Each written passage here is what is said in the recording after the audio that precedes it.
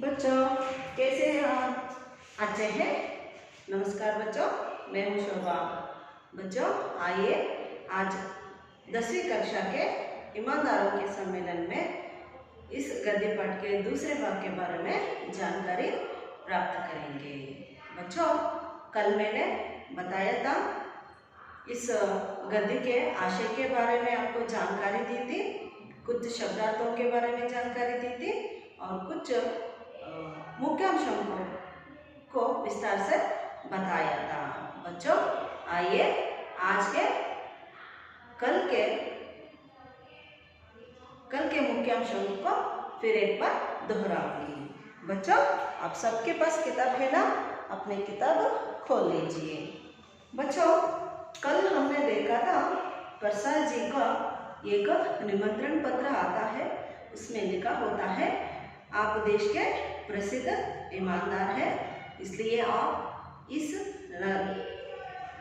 शहर में होने वाले ईमानदारों के सम्मेलन, इस कार्यक्रम का उद्घाटन आप ही करें और उदयीमान और ईमानदारों के लिए प्रेरणा मिल सके और आपके लिए उचित आवास, भोजन और आने जाने का खर्चा दिया जाएगा। इस तरह का निमंत्रण पत्र में लिखा जाता है। इसी से प्रेरित होकर हरिशंकर प्रसाद जी कार्यक्रम को आते हैं। पहले दर्जे ट्रेन में आते हैं और सोचते हैं कि मैं दूसरे दर्जे में आकर पहले दर्जे का किराया लूँगा, 150 रुपये मुझे प्रॉफिट होगा, ऐसा सोचते हैं।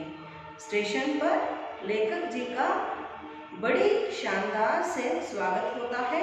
10 बड़ी फूल मालाएं उन्हें पहनाई जाती हैं।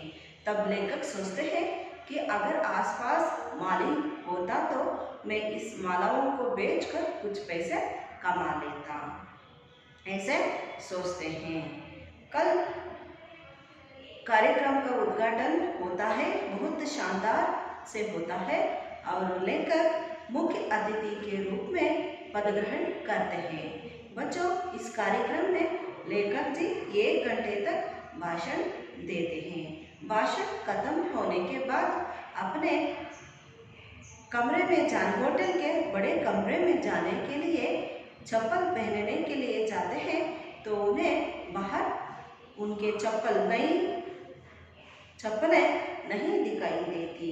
बदले में एक फटा पुराना चप्पल यानी जूता नजर आता है। लेखक जी को बहुत आश्चर्य होता है, किसने मेरा चप्पल पहन के चला गया, ऐसे सोचते हैं। बच्चों मुख्य अतिथि की चप्पल गायब होने से सब लोगों को अनुमान होता है और शोर होने लगता है, मुख्य अतिथि का जूता गायब हो गया है। बच्चों आइए अब हम आगे बढ़े, दूसरे भाग के कुछ शब्दार्थों के बारे में जानकारी पहले प्राप्त करेंगे।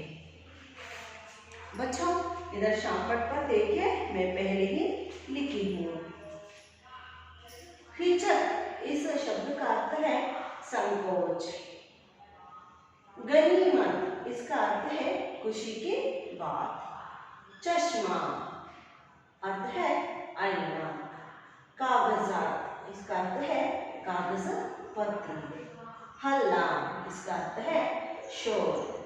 इत्मीनान इसका अर्थ है भरोसा। हरारत इसका अर्थ है हल्का। अर्गीज इसका अर्थ है बिल्कुल, किसी दशा में भी। अर्गीज का दूसरा अर्थ भी है किसी दशा में भी। सिरहाना इसका अर्थ है तकिया। बच्चों एक बार मैं कन्नड़ में बोलती हूँ, सुनिए। हिचक ಅಂದ್ರೆ ಸಂಕೋಚ, ಗನಿಮತ್ ಅಂದ್ರೆ ಸಂತೋಷದ ವಿಷಯ, ಚಶ್ಮಾ ಅಂದ್ರೆ ಕನ್ನಡಕ, ಕಾಗಜಾತ್ ಅಂದ್ರೆ ಕಾಗದ ಪತ್ರಗಳು, ಹಲ್ಲ ಅಂದ್ರೆ ಗಲಾಟೆ, ಇತ್ಮಿನಾನ್ ಅಂದ್ರೆ ನಂಬಿಕೆ, ಹರಾರತ್ ಅಂದ್ರೆ ಮಂದ, ಹಲ್ಕ ಅಂದ್ರೆ ತೆಳ್ಳಗಿನ ಗಲಾಟೆ, ಮಂದವಾದಂಥ ಗಲಾಟೆ. ಹರ್ಗೀಸ್ ಅಂದರೆ ಯಾವುದೇ ಸ್ಥಿತಿಯಲ್ಲಿಯೂ ಅಂತ. ಸಿರ್ಹಾನ ಅಂದರೆ ತಲೆದಿಂಬು, तकिया ಅಂತ ಕರಿತೀವಿ. बच्चों आप शब्दार्थ को जान चुके, मुख्यांश को जान चुके. आइए अब दूसरे भाग का आदर्श वाचन सुनिए. अपने अपने किताब को खोल लीजिए बच्चों और ध्यान से सुनिए.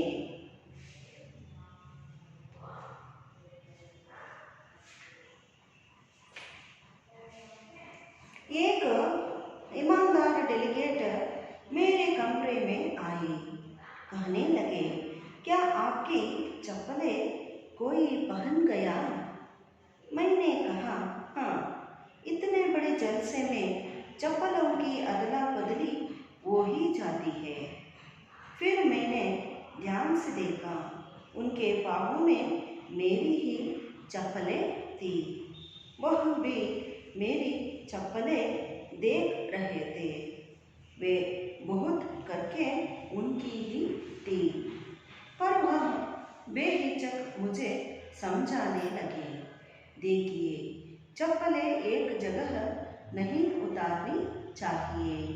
एक चप्पल यहाँ उतारिए तो दूसरी 10 फीट दूर, तब चप्पलें चोरी नहीं होती. एक ही जगह जोड़ी होगी तो कोई भी पहन लेगा. मैंने ऐसा ही किया था. मैं देख रहा था कि वह मेरी ही चप्पलें पहने हैं और मुझे समझा रहे हैं. मैंने कहा, कोई बात नहीं, सुबह दूसरी खरीद लूँगा. आपकी चप्पलें नहीं गई, यह गनीमत है. फिर मैंने देखा कि एक बिस्तर की चादर गायब है. मैंने आयोजनकर्ताओं से कहा तो उन्होंने जवाब दिया, होटल वालों ने दुलाने को बेच दी होगी. दूसरी आ जाएगी, पर दूसरी आई नहीं. दूसरे दिन गोष्ठियाँ शुरू हो गई. रात को गोष्ठियों से लौटा, देखा कि 2 और चादरें गायब है. तीनों चली गई. दूसरे दिन बैठक में जाने के लिए धूप का चश्मा खोजने लगा तो नहीं मिला. शाम को तो था. मैंने 1-2 लोगों से कहा तो बात फैल गई.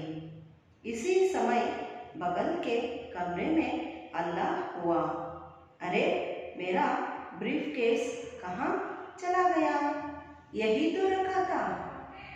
मैंने पूछा, उसमें पैसे तो नहीं थे.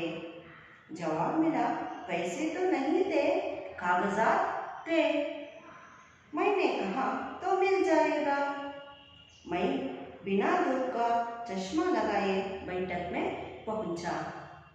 बैठक में 15 मिनट चाय की छुट्टी हुई. लोगों ने सहानुभूति प्रकट की. एक सज्जन आए, कहने लगे, बड़ी चोरियां हो रही हैं. देखिए, आपका धूप का चश्मा ही चला गया. वह धूप का चश्मा लगाए थे. मुझे याद था, एक दिन पहले वह धूप का चश्मा नहीं लगाए थे. मैंने देखा, जो चश्मा वह लगाए थे वह मेरा ही था. कहने लगे, आपने चश्मा लगाया नहीं था. मैंने कहा, रात को क्या चांदनी में धूप का चश्मा लगाया जाता है? मैंने कमरे के टेबल पर रख दिया था. वह बोले, कोई उठा ले गया होगा. मैं उन्हें देख रहा था और वह मेरा चश्मा लगाए इत्मीनान से बैठे थे. तीसरे दिन रात को लौटा तो कुछ हरारत थी, थोड़ी ठंड भी थी. मैंने सोचा बिस्तर से कंबल निकाल लूं, पर कंबल भी गायब था. फिर हल्ला हुआ।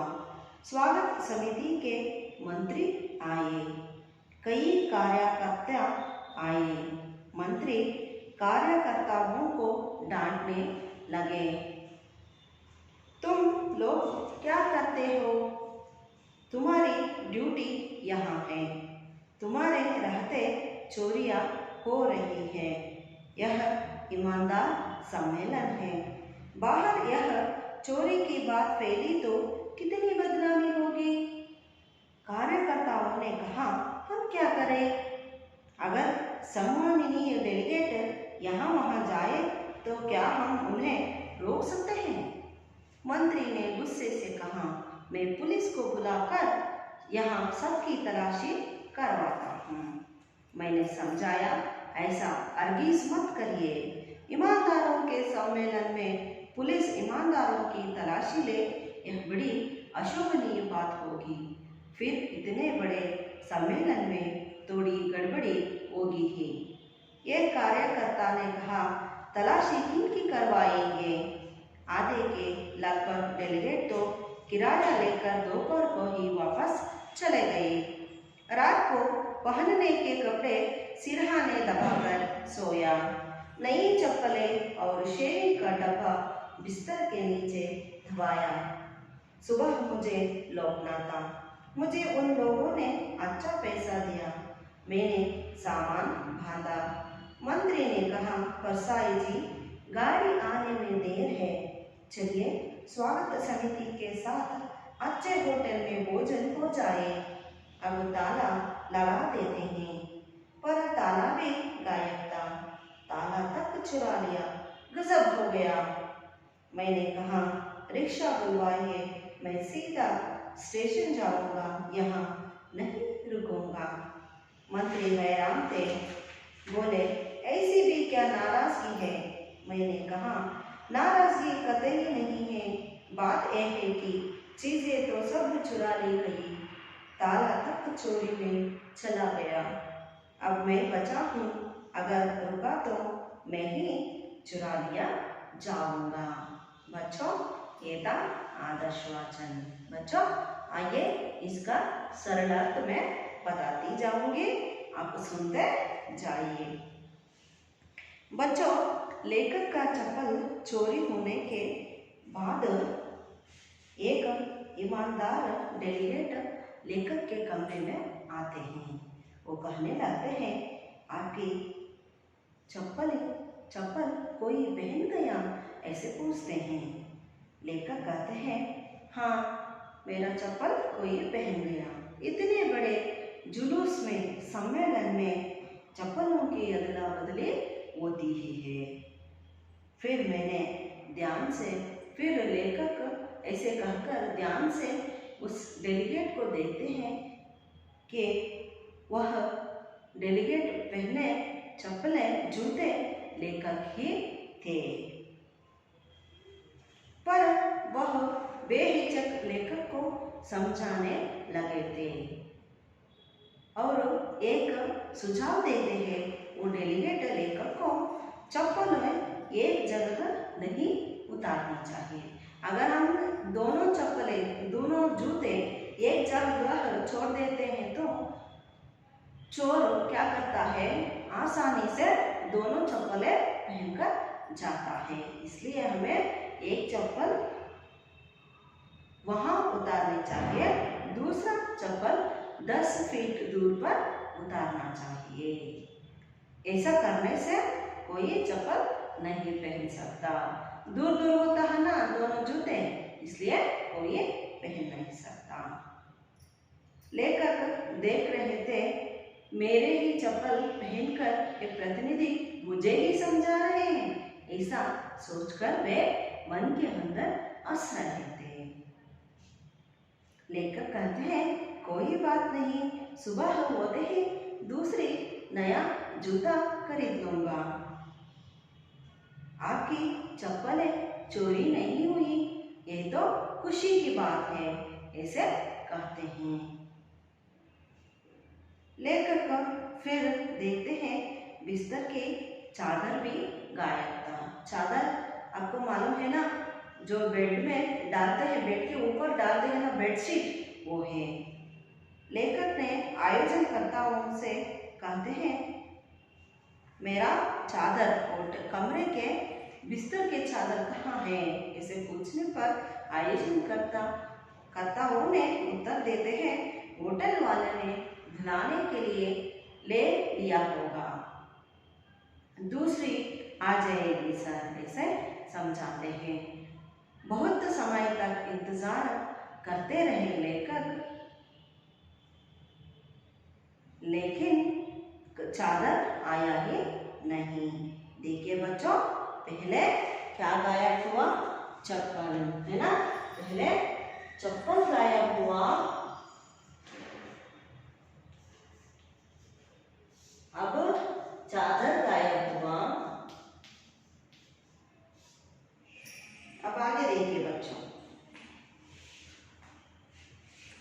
दूसरे दिन की गोष्ठियां बहुत शानदार से शुरू हो गई।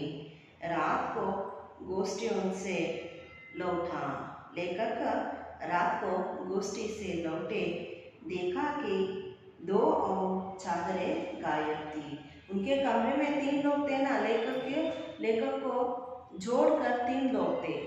तीनों बिस्तर के तीनों चादरें, पहले लेखक के चादरें गायब हुआ, बाद में दूसरे 2 व्यक्तियों के चादर भी गायब थे। अब 3 चादर गायब हुए। कितने? 3 चादर। दूसरे दिन बैठक में जाने के लिए लेखक धूप का चश्मा खोजने लगे। देखा कि वो भी नहीं मिला। गोष्ठी तो शाम को था, फिर भी लेखक चश्मे को ढूंढने लगे।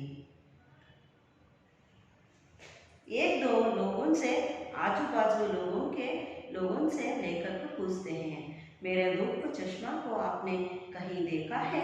ऐसे पूछने पर सभी लोगों ने कहते हैं, हमने नहीं देखा। ऐसे ही थोड़ी शोर होने लगता है, बगल के कमरे में कुछ शोर होने लगता है। और दूसरे कमरे, बगल के कमरे में एक व्यक्ति कहता है, अरे मेरा ब्रीफकेस कहाँ चला गया? यही तो रखा था, ऐसे कहता है। लेखक पूछते हैं, उस ब्रीफकेस में कुछ पैसे थे क्या? ऐसे पूछते हैं। जवाब मिलता है, पैसे तो नहीं थे, कुछ कागजात थे। कागजात का अर्थ क्या है बच्चों? कागज पत्र। मुख्य कागज पत्र उस ब्रीफकेस में था, ऐसे कहते हैं। लेखक कहते हैं, कागजात पत्र होता तो वो ब्रीफकेस कोई नहीं चुरा सकता, वो मिल जाएगा, इसे कहते हैं। बच्चों, यहाँ पर ब्रीफकेस चोरी हो जाता है। ब्रीफकेस यानी सूटकेस, सूटकेस के ही यहाँ पर ब्रीफकेस कहते हैं। लेखक बिना धूप के चश्मा पहने हुए बैठक में जाते हैं। बच्चे, बैठक में 15 मिनट चाय की छुट्टी मिलती है। कितने? 15 मिनट। देखिए बच्चे, यहाँ पर क्या होता है, 15 मिनट चाय की छुट्टी मिलने पर सब लोगों ने लेखक को देखकर, यानी मुख्य अतिथि को देखकर सहानुभूति प्रकट करते हैं।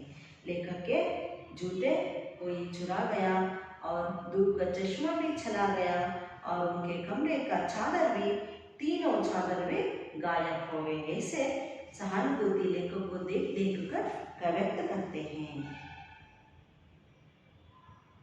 एक सज्जन लेखक के पास आते हैं और कहते हैं, बड़ी चोरियां हो रही हैं, बहुत ही चोरियां यहाँ पर हो रही हैं, देखिए आपका धूप का चश्मा ही चला गया। वह सज्जन धूप के चश्मे को लगाए थे। लेखक याद करते हैं कि कल पहले दिन यह सज्जन धूप का चश्मा नहीं लगाए थे, या तो मेरा ही होगा, ऐसे अनुमान करते हैं। लेखक कहते हैं, आपने चश्मा लगाया नहीं था? ऐसे पूछने पर सज्जन कहते हैं, रात को क्या चांदनी में धूप का चश्मा लगाया जाता है? ऐसे कहते हैं लेखक। और लेखक कहते हैं, मैं कमरे के टेबल पर ही अपना धूप का चश्मा रखा था। वह कहते हैं, वो सज्जन कहते हैं, कोई उठा ले गया होगा। लेखक उन्हें देखते ही रहते हैं। वह लेखक का चश्मा लगाकर इत्मीनान से यानी शांति से भरोसे से बैठे हुए थे। तीसरे दिन रात को लौटे लेखक। तीसरे दिन रात को लौटे तो कुछ हरारती यानी कुछ शोर हो रही थी, हल्ला हो रही थी और थोड़ी ठंड भी हो रही थी। ठंड यानी ठंड भी हो रही थी। लेखक सोचते हैं, बिस्तर से कंबल निकाल लूं। ठंडी हो रही थी ना, ठंड हो रही थी ना, इसलिए कंबल को ओढ़ लूं। ऐसे सोचकर कंबल को ढूंढने लगते हैं, पर कंबल भी गायब हुआ था। क्या गायब हुआ था? चौथा कंबल गायब हुआ था। फिर हल्ला हुआ। स्वागत समिति के मंत्री आए, कई कार्यकर्ता आए। मंत्री कार्यकर्ताओं को डांटने लगते हैं, तुम लोग क्या कर रहे हो यहाँ पर? अपनी ड्यूटी ईमानदार से निभाओ। तुम यहाँ काम कर रहे हो और यहाँ पर चोरियाँ हो रही हैं। ईमानदारों के सम्मेलन में बहुत चोरियाँ हो रही है। यह बात बाहर फैल गई तो कितनी बदनामी होगी सम्मेलन का। आप सोचते नहीं हैं क्या? अपनी ड्यूटी ऐसी करते हैं क्या? ऐसे डांटते रहते हैं मंत्री। कार्यकर्ताओं ने कहा, कहते हैं, हम क्या करें मंत्री जी? अगर सम्माननीय डेलीगेट यहाँ वहाँ जाए तो हम क्या उन्हें रोक सकते हैं? ऐसा प्रश्न पूछते हैं। मंत्री गुस्से होकर कहते हैं, मैं पुलिस को बुलाकर यहाँ सबकी तलाशी करवाता हूँ। इसे कहते हैं। तब लेखक हरिशंकर परसाई जी समझाते हैं, ऐसा हरगिज मत करिए। हरगिज का अर्थ क्या है? किसी भी दशा में भी यहाँ पर पुलिस को मत बुलाइए, क्योंकि ईमानदारों के सम्मेलन में पुलिस ईमानदारों की तलाशी ले, यह बड़ी अशोभनीय बात होगी, है ना बच्चों? कोई हम बड़ी धूमधाम से कोई कार्यक्रम कर रहे हो तो पुलिस आए तो उस कार्यक्रम में किसी से पूछताछ करने के लिए हमें कितने क्या होगा? दुख होगा, बदनाम होगा, है ना बच्चों? ऐसे सोचते हैं, ऐसे कहते हैं। फिर इतने बड़े सम्मेलन में थोड़ी गड़बड़ी होगी ही होगी, ऐसे समझाते हैं लेखक। ये कार्यकर्ता ने कहते हैं, तलाशी किनकी करवाएंगे? सर जी आप, मंत्री जी आप, आधे के आधा प्रतिनिधि तो किराया लेकर दोपहर को ही चले गए। रात को पहनने के कपड़े को लेखक ने अपने सिरहाने दबाकर सोए। नई चप्पलें और शेविंग का डब्बा बिस्तर के नीचे दबाकर सोते हैं। उन्हें शंका होती है, अगर ये वस्तु भी चोरी हो गई तो मैं कल कैसे जाऊंगा? सुबह लेखक को लौटना था। उन लोगों ने, कार्यक्रम के आयोजनकर्ताओं ने लेखक को अच्छे पैसे देते हैं। लेखक अपने सामान बांधते हैं। मंत्री कहते हैं, परसाई जी गाड़ी आने में और भी देर है, चलिए स्वागत समिति के साथ अच्छे होटल में अच्छे भोजन हो जाए। अब ताला लगाकर चले जाएंगे, आइए ऐसे कहते हैं। पर ताला भी गायब था बच्चों। देखिए कौन कौन सी वस्तु गायब हो गया ईमानदारों के सम्मेलन में। ताला भी गायब था, ताला तक चुरा गया। गजब हो गया, ये कैसा सम्मेलन है? कैसे लोग आए हैं ईमानदार समझकर चोरियां करके? लेखक कहते हैं, रिक्शा बुलवाइए, मैं सीधा स्टेशन जाऊंगा, यहाँ नहीं रुकूंगा। गुस्से से कहते हैं लेखक, मैं 1 मिनट भी यहाँ पर नहीं रुकूंगा, मैं सीधा स्टेशन जाऊंगा। और जल्द ही रिक्शा को बुलवाइए, ऐसा आग्रह करते हैं। मंत्री हैरान थे, बोलते हैं ऐसी भी क्या नाराजगी है परसाई जी। लेखक कहते हैं नाराजगी तो कुछ भी नहीं, नाराजगी तो कुछ भी नहीं है, बात यह है कि चीज़ों तो सब चुरा ली गई, सब चीज़ों को चुरा ली गई है, ताला तक चोरी में चला गया, अब मैं ही बचा हूँ, अगर रुका तो मैं ही चुरा लिया जाऊँगा। मुझे तो छोड़ा है ना, ये तो बड़ी खुशी की बात है, और थोड़ी देर और रुकूंगा तो मुझे भी चुरा कर ले जाएंगे, इसलिए मैं तुरंत रिक्शा में सीधा स्टेशन जाना चाहता हूँ, इसे कहकर लेकर चले जाते हैं। बच्चों इधर देखिए, मेरे पास एक चित्र है, लेखक समझा रहे हैं, अपने सामानों को बटोर कर, ब्रीफकेस में बटोर कर समझा रहे हैं मंत्री को, मैं यहाँ पर नहीं रुकूंगा। देखिए बच्चों, ये चित्र आपको समझ में आ जाएगा। देखा आपने? देखा? अच्छा है चित्र बच्चों? ऐसे कहकर लेखक अपने सामान को बटोर कर यहाँ से चले जाते हैं। बच्चों यहाँ पर देखिए, इस सम्मेलन में पहले चप्पल गायब होता है, दूसरा चादर गायब हो जाता है, तीसरा ब्रीफकेस और चौथा कंबल, पांचवा ताला, ये सब चीजें सम्मेलन में गायब हो जाता है, यानी चोरी में चला जाता है। किसी को भी पता नहीं चलता इस सम्मेलन में किसने चोरी की, है ना बच्चों?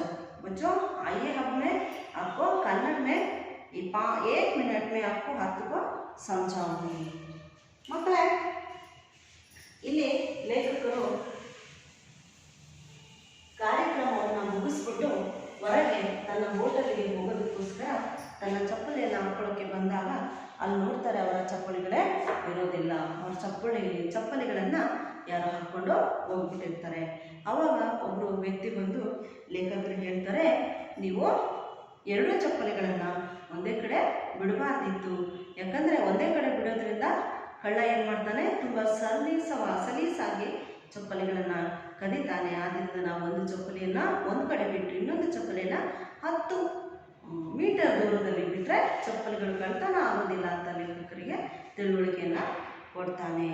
ಮಕ್ಕಳ, ಹೀಗೆ ವಾದ ವಿವಾದ ನಡೆದ ನಂತರ ಲೇಖಕರು ಏನು ಮಾಡ್ತಾರೆ, ಆ ವ್ಯಕ್ತಿಯನ್ನೇ ನೋಡ್ತಾನೆ ಇರ್ತಾರೆ. ಅವರ ಕಾಲುಗಳನ್ನು ನೋಡಿದಾಗ ಲೇಖಕರಿಗೆ ಗೊತ್ತಾಗುತ್ತೆ, ಅವರು ಆ ಚಪ್ಪಲಿಗಳು, ಆ ವ್ಯಕ್ತಿ ಹಾಕಿದಂಥ ಚಪ್ಪಲಿಗಳು ನನ್ನದೇ ಅನ್ನೋದು ವಿಷಯ ಲೇಖಕರಿಗೆ ಗೊತ್ತಾಗುತ್ತೆ.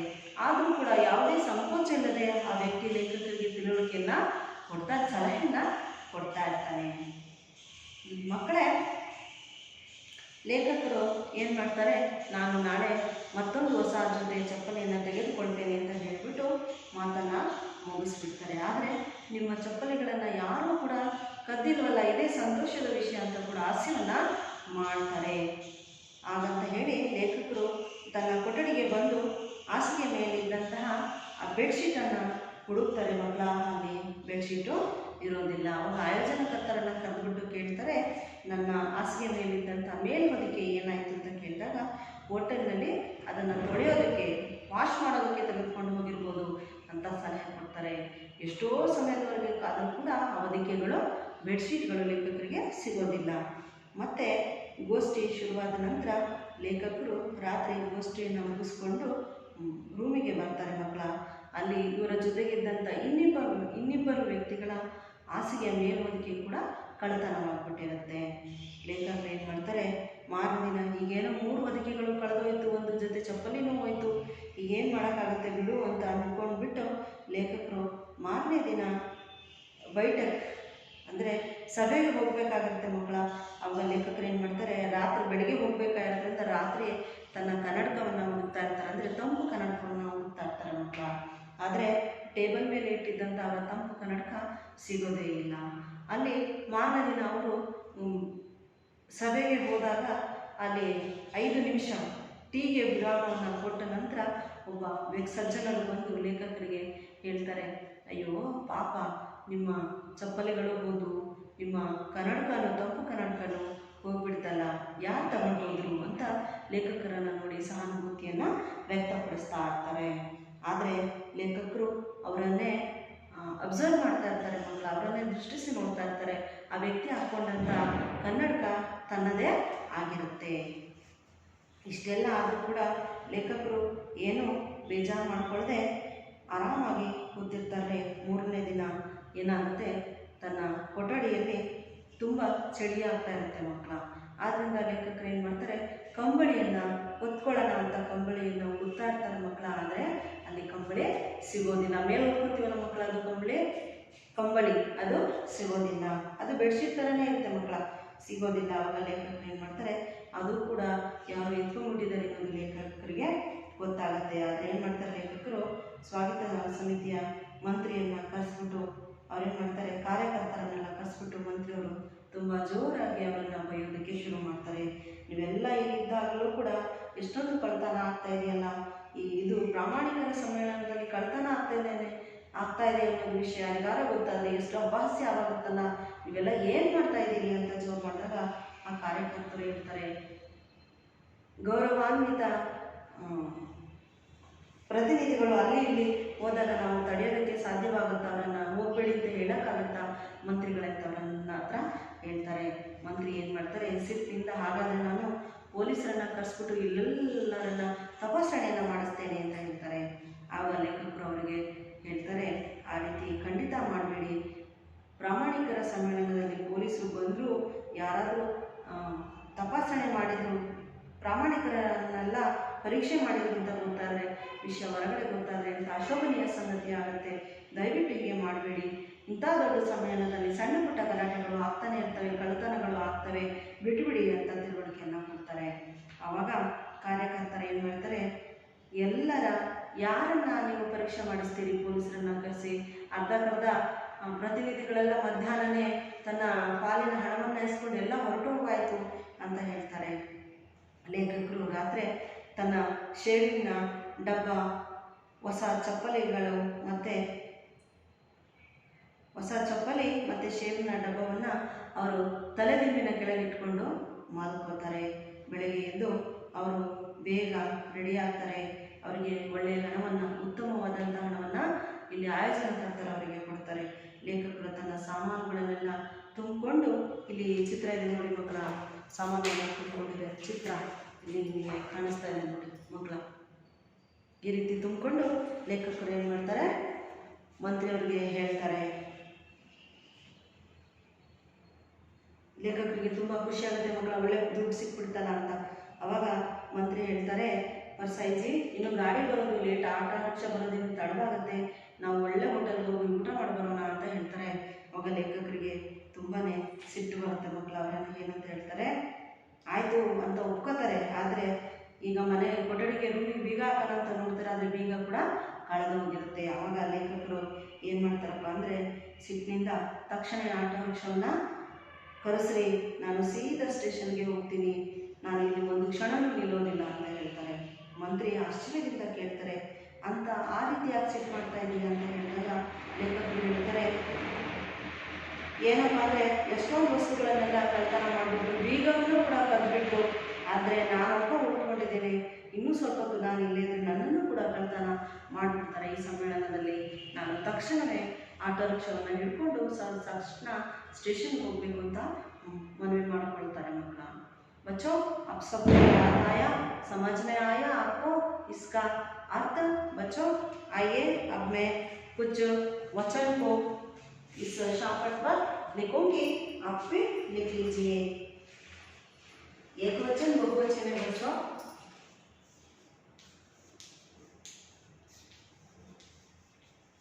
वचन बनिए, कपड़ा,